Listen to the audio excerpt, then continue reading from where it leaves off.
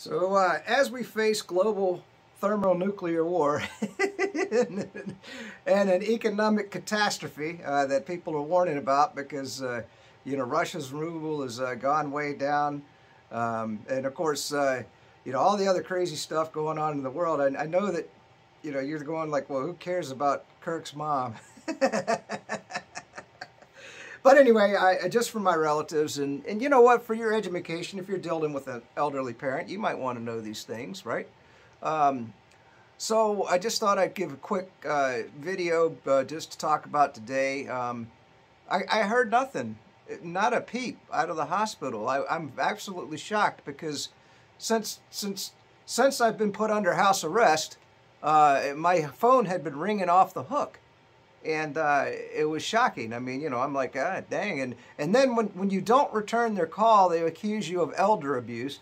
And I'm like, man, I'm calling people back as fast as I can. And so a whole day of silence is just incredible at this point. But I just thought I'd tell another portion of the story. So I went to pick up my mom at the hospital because they told me that she was coming home, which I didn't understand. And so I get to the hospital, and I had to wait about an hour, and so the nurse came out to talk to me, and I said, so, number one, I said, so you're going to help me get her in the car? And yeah, we'll help you get her in the car. I said, but I said, what are you going to do? I said, are you going to put a wheelchair in the back of my car? And she goes, why? I said, because she can't walk. And the nurse says, well, she told us she could. I said, have you tested that theory? She's in the hospital. She's supposed to be getting an evaluation. I said, have you tested the theory? I said, I've already picked up her bleeding body off the floor in her bedroom because she tried to get to the bathroom to deal with that colonoscopy bag. And I said, that colonoscopy bag is the elephant in the room that nobody seems to want to address. I said, Anyway, so the nurse goes, and I described everything, the 2 suicide attempts, threatened me and Wanda with a gun, which I got out of the room, and, hell, she couldn't have got to the gun anyway because she couldn't get out the bed, so that was an empty threat. She was just lashing out, I understand that. But, so the nurse goes, so in the end, the nurse goes, well, I think we better keep her for another night of evaluation. I said, well, yeah, if you didn't know she couldn't walk. How could she be in a hospital and they don't even know she can't walk? I mean, what? Leave a comment below. I mean, is this what you run into in your medical environment? All right, so then the story continues, and this was so we got her checked. I guess that was 2 days. It's all a blur at this point. I don't even know what the hell's going on. But anyway, so Mom called my stepsister, and my stepsister could hear somebody was in the room with my mother. Now, talk about luck. Sometimes life is all about luck. It's not about, how hard you pound on things or beat on people. Of course, that's another thing. I've got complaints filed against me in Lynchburg, Virginia, because I was like Trump. I was mean to some medical people, and so they filed a complaint that said I was being belligerent, and I never cussed at him or anything, but I raised my voice. I said, what the hell do you want me to do? I said, I just want to get back to my of course, I said, you know what? I can't deal with this situation. I said, because what am I supposed to do? She won't leave the house. I said, you're saying she's competent. Why can't she hire 24/7 care? Well, you're here. You're her relative. I said, well, yeah, I came up because I thought she was dying. I said, oh, my God, don't get me started. But anyway, luck would have it. I'm just telling you the story.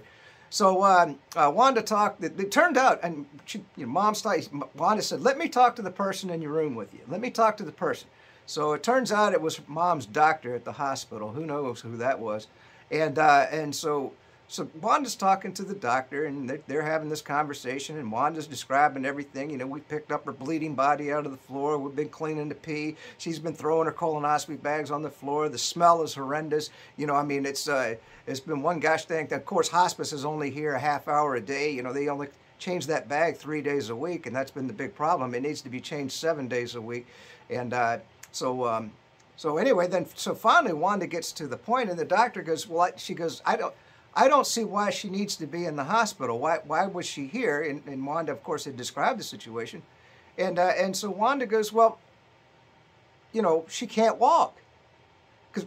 And the doctor goes, well, because the doctor says, I just don't see the problem. And Wanda goes, well, and basically my mom had lied to the doctor and said, oh yeah, I can walk, no problem. And so the doctor goes, yeah, she can walk. And so Wanda goes, have you tested that theory? She says, take her out in the hallway and see how far down the hallway she gets. And the doctor goes, okay. And she goes, well, and then of course the doctor's asking Wanda, she goes, why haven't you gotten her into 24-hour care? I said, Wanda says, we don't have medical power of attorney. We don't have medical power of attorney. I said, so what are we supposed to do? You've judged her competent. She wants to stay in the house, which I completely understand.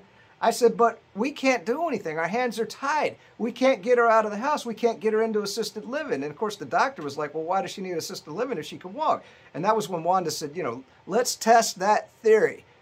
Get her out of the bed and see how far she makes it before she falls in the floor. Now, how in the hell would the doctor not know that she can't walk? You tell me. Leave a comment below. Is this what you're running into in the medical system? So anyway, the fact that I didn't hear a gosh dang thing or a peep out of the hospital today tells me that, maybe they're reassessing the situation. I got my fingers crossed. Now, the other thing that the doctor said when she found out that we don't have medical power of attorney, me or my stepsister, she said, well, we can take care of that. So I've talked to my lawyer, and he said, yeah, he says if a doctor judges her in need of care, that they can give me and my stepsister medical power of attorney, and that will give us the ability to get her into like a nursing home where she can get physical therapy and all of the care that she needs 24/7, and also prevent her from committing suicide. So anyway, that's the whole story. I mean, it just, the saga just continues. But I mean, the mind-blowing things, like how can a nurse and a doctor not even know that she can't walk? It's just, how that came out, because I was asking the nurse, I said, well, how am I supposed to get her from the car to the bed? And the nurse goes, I don't understand. I said, well, I need a chair, one of those narrow chairs that, I said, are you going to put one in the back of my car when I pick up Mom? And I says, I got to get it through the front door, and I got to get it up some stairs. It's like 5 stairs to get up. And she goes, well, your mom can walk. I said, no, she can't. She can't walk. I said, so I need a chair in the back of the car if you're sending my mother home. And that's how I got lucky and kept my mom and the mother in the hospital for a couple more days. So we'll see where it all goes. Now, what do I want? A friend of mine pointed this out, and I thought, you think I'm being cruel putting my mom in a nursing home. Some people would say that. But guess what? If she gets into a nursing home and starts, because she's not eating because she can't deal with the colonoscopy bag. So what I'm thinking is once she's got the help that she needs with that colonoscopy bag, she's probably going to start eating again. And then if we get her physical therapy and get her muscles back, she might even be able to come back home.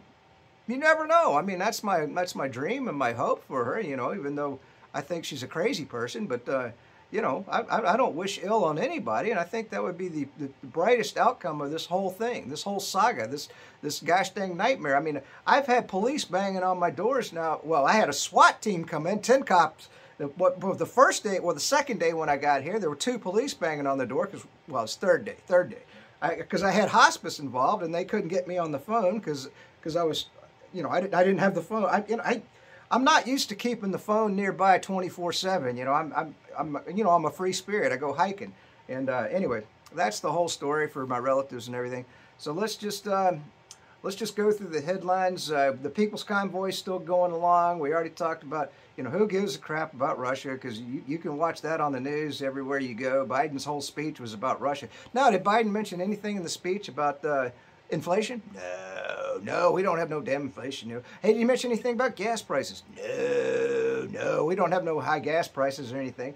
So do you see how you're wagging the dog? Do you see how the Democrats are wagging the dog? That's all I got to say. All right, peace out. I'm going to upload, by the way, this will be another fun video. And I got a good hike. I did Percival Island, because my mom's in the hospital. I've actually got some time to do some fun stuff. I did Percival Island here in Lynchburg, Virginia. If you're into hiking, that'd be a good video for you to watch. It was, I tell you what, it's a nice hike, and boy, I was tired when I got back to the car. It is, but you only go up into Amherst a certain ways. All right, peace out. Stay free. Let's do it. Freedom! those truckers roll.